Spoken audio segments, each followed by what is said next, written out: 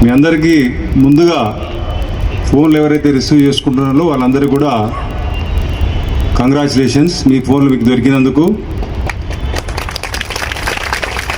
ఇప్పుడే చెప్పినట్టు phone value 10,000 కానివ్వండి, 1,00,000 కానివ్వండి, 10,000 కొనుక్కునే అతని స్తోమత ప్రకారం అతను కొనుక్కుంటాడు, అదే ఆనందం అతనికి ఉంటుంది.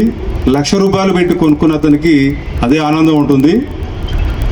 ఈరోజు మీ ఫోన్లు తీసుకొని ఒక హాఫ్ డే, మీరు ఒక సగం దినం మీరు టైం స్పెండ్ చేసి ఇక్కడికి వచ్చారు. అట్లే చాలామంది మంచి మంచి మీ అనుభవాల్ని, తీసుకోవాల్సిన జాగ్రత్తలు కూడా అందరు చెప్పారు. అదే రకంగా మా పోలీస్ ఆఫీసర్ కూడా చెప్పారు.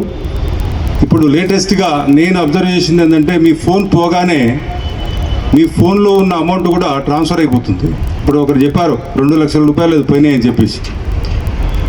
మీ ఫోన్ వాల్యూ 10,000 అయినా మీకు పోయే 1,00,000 రూపాయలు పోవచ్చు, మీ అకౌంట్లో ఉన్నదాన్ని బట్టి 50,000 పోవచ్చు. ఈ విషయంలో కూడా మీరు కొంత జాగ్రత్త తీసుకోవాలి.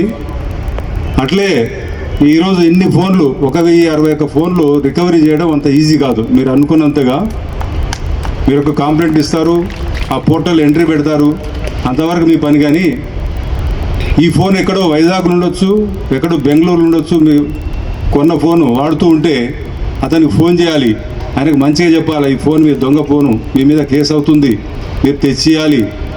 ఒకరు కోఆపరేట్ చేయకపోతే 10 సార్లు ఫోన్ చేయాల్సి వస్తుంది. అట్లా ఫోన్లను రికవర్ చేయడానికి చాలా టైం పడుతుంది.